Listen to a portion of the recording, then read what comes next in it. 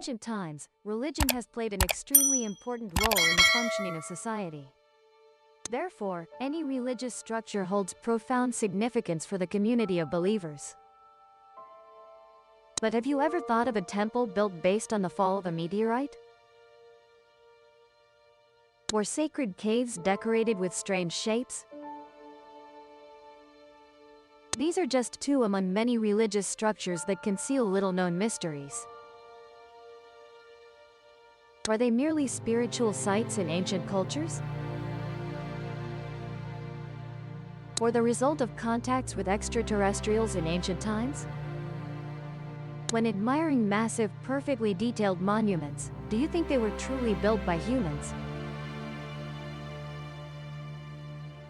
Or was there something that helped our ancestors complete those structures?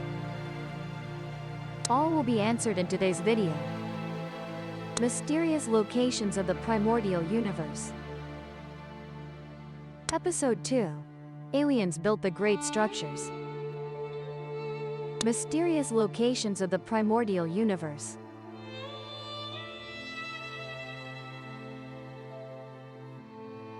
You don't need to be deeply knowledgeable about religion to probably understand the meaning of the Holy Land to believers.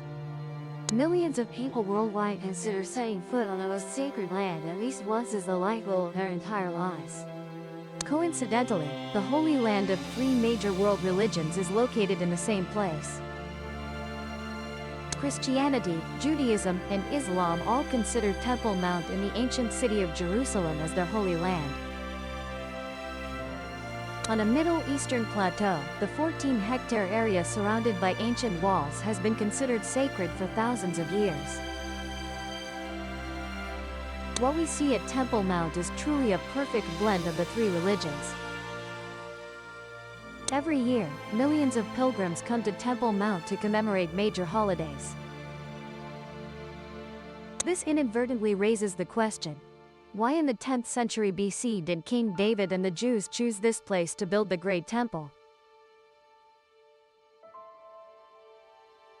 According to the Bible, about 5,000 years ago, God created all things, including humans. One day, God called Abraham, the patriarch of the Jews, and guided him to the Promised Land. In the 10th century BC, Abraham's descendant King David conquered and made Jerusalem the capital of the Kingdom of Israel. His son Solomon built the first temple to worship God on Mount Moriah, which is today.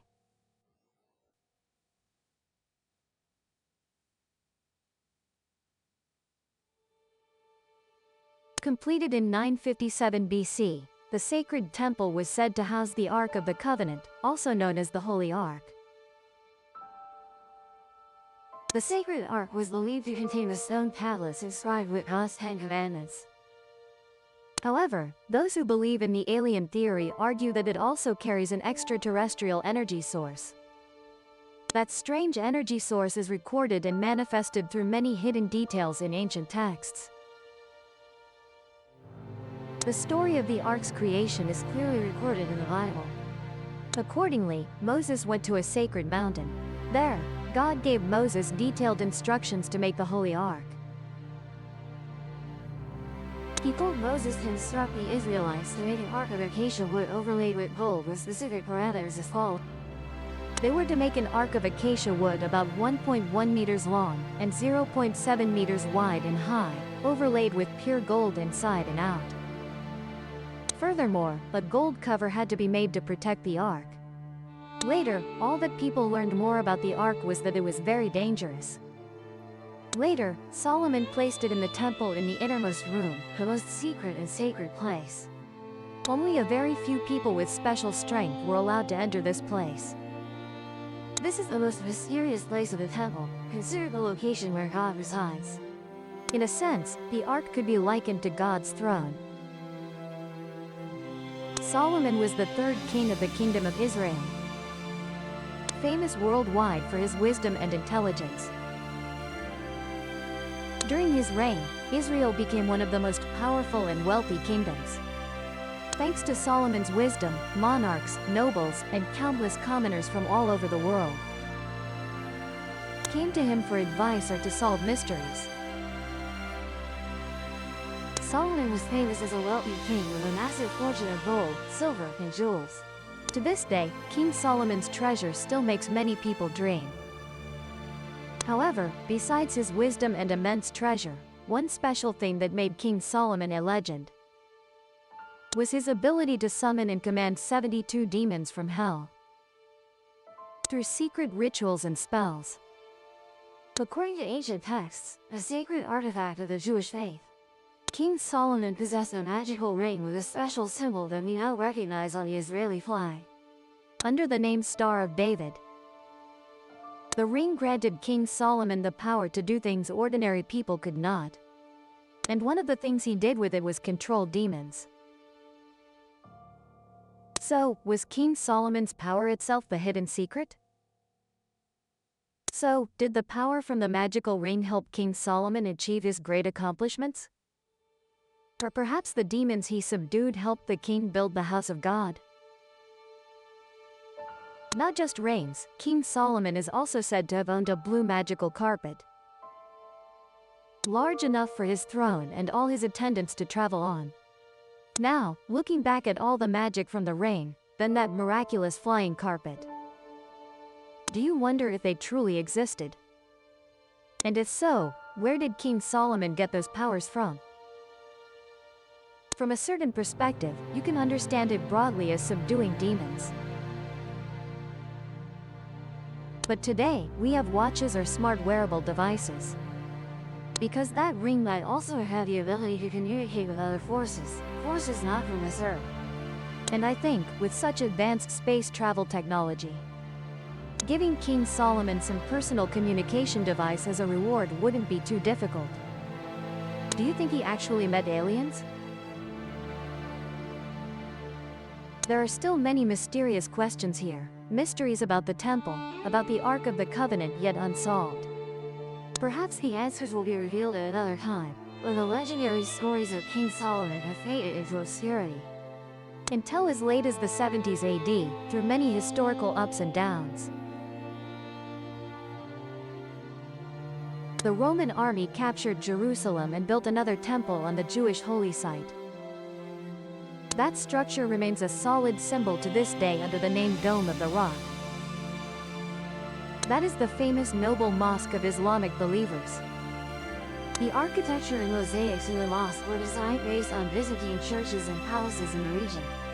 Although its external appearance has changed significantly during periods under Ottoman rule and in modern times,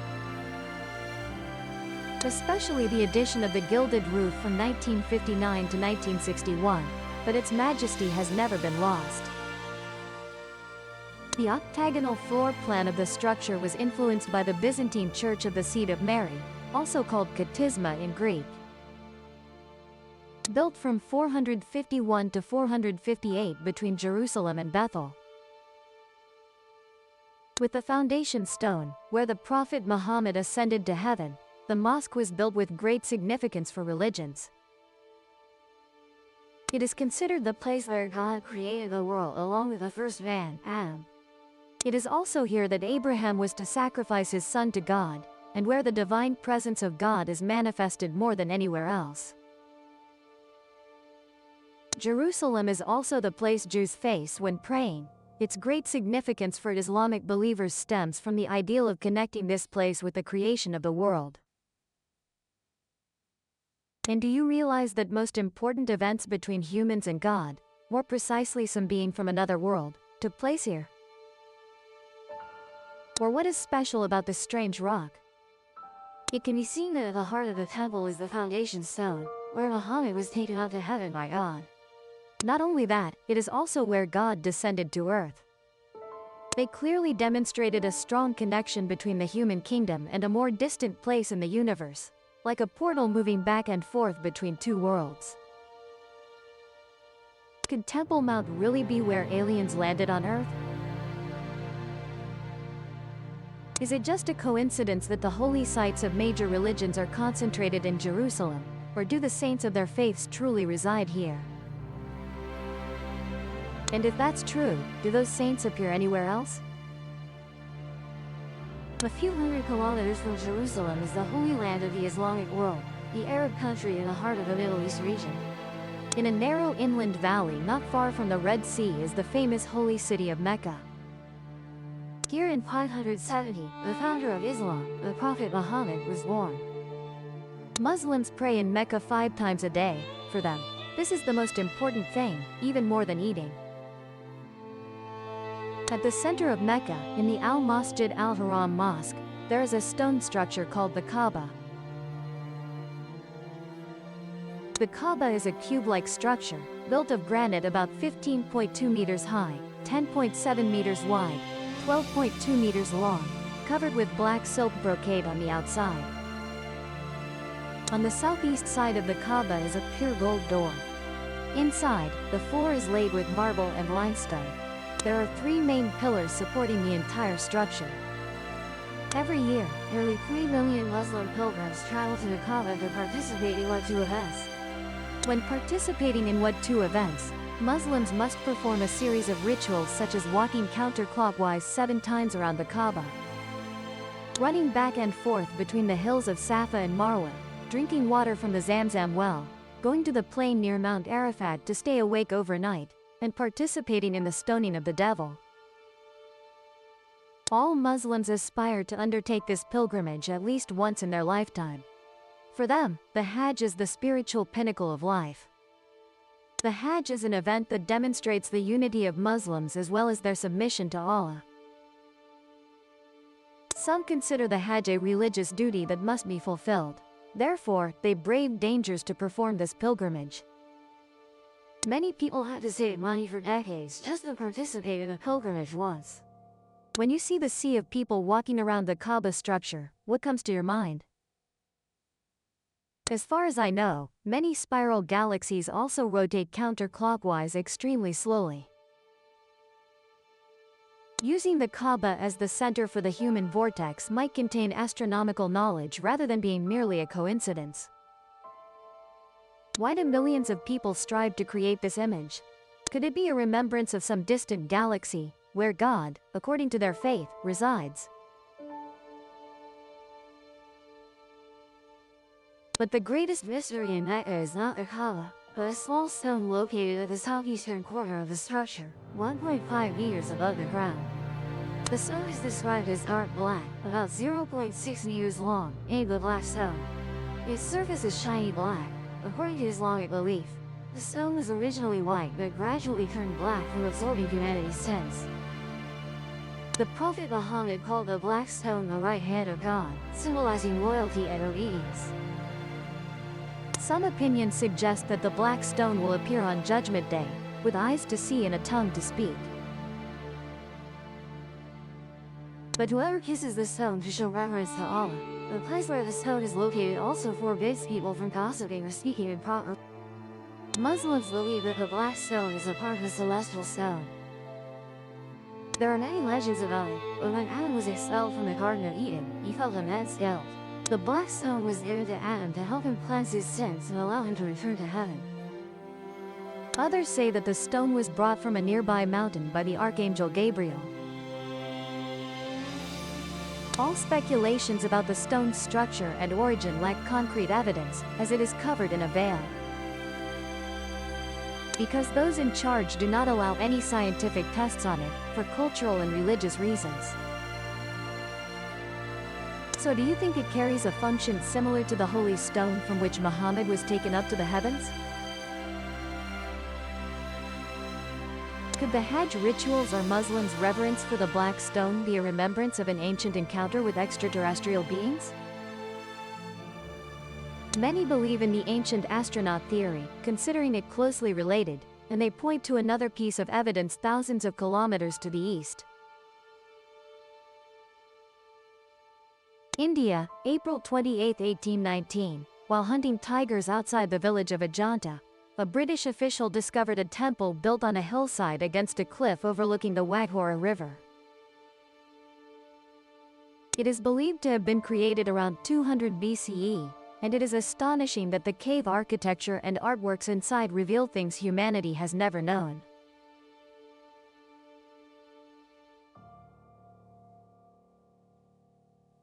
What I am referring to is the Ajanta caves. The caves are arranged in a horseshoe shape, carved deep into a 76-meter high vertical cliff. The Ajanta Caves complex consists of 30 caves, including Buddhist prayer halls in adjacent areas. Archaeologists have numbered the caves. The Ajanta Caves were not built in one continuous period, so researchers classify them by construction phases. The first group of caves was built in the 2nd century BCE, including caves 8, 9, 10, 12, 13, 15, reflecting early Buddhist. The later group was built in the 5th century, reflecting newer Buddhist themes, with some caves still incomplete. Although many parts are unfinished, the caves remain one of the greatest human-made structures. One of the special features of this cave complex is the enormous number of Buddhist sculptures. These are considered the finest paintings of Indian Buddhist art. According to legends, around 200 BCE, during the reign of Emperor Ashoka, about 300 years after the Buddha's nirvana, a group of monks sought this deep, secluded place for meditation, and they began manually carving into the rock walls to create shelters for practicing the Buddha's teachings. However, to this day, even with modern tools, engineers are still puzzled by how the caves could be formed by carving into such hard granite walls. Moreover, carving granite was also the method used to create all other sculptures in the caves. Buddhist statues and murals of daily life are the results of incredibly intricate carving. There are about 500 paintings in Ajanta. The colors, made from minerals and plant-based substances, remain harmonious, contrasting, and fresh after thousands of years. All the paintings focus on depicting the life of the Buddha and stories of his past lives. In many lives, he was an animal, in others, a humble human. Thus, although all are related to Buddhist themes, the paintings are not limited to monastic life but encompass a broader reality. Both courtly life and the lives of ordinary people in cities and villages. The world of birds, animals, flowers, and even the world of celestial nymphs and divine beings. But the question is, if only a group of monks built them, how did they know about life in almost every aspect? How can a monk truly understand life in the imperial palace, or know about plants and flowers of the world of celestial Veda? They only glimpse a few pages of books, or at best, receive vague images passed down by others. Some experts argue that Ajanta is not an ordinary rock cave but holds special astronomical significance. The caves are aligned with the solstice points and linked to other astronomical events. Some researchers suggest that the arrangement of the caves is not random. Some dome-shaped caves contain stupas with Buddha images carved on them, positioned to align with the solstice points. For example, Cave 19 is oriented toward the winter solstice, and on that day, sunlight passes through a gap at the cave's front and illuminates the stupa at the back. Similarly, Cave 26 is oriented toward the summer solstice. On that special day, sunlight illuminates the stupa inside this cave. Certainly, precise tools and calculations would be required to achieve this. Astronomy has always been a difficult science, even for us modern humans. With all the scientific and technological advancements available, accurately determining astronomical events is not something everyone can do. Such knowledge certainly cannot be learned overnight, but is the result of dedicated teaching over a long period. All these doubts about Ajanta seem to hold nothing that surprises us. However, the exact answers to those doubts are completely asked. We still wonder about the exquisite construction technique, about the extraordinary astronomical knowledge of ancient people hidden within ancient structure. And perhaps the answer remains only one. Aliens intervened in almost every part of the ancient world, altering historical relics in our later natural development direction. The journey to uncover the truth hidden behind mysterious sites will continue. We may not find the most perfect answer, but we will certainly reveal some aspects unknown to many. Thank you for your attention and following. Goodbye for now, and see you all in the next videos.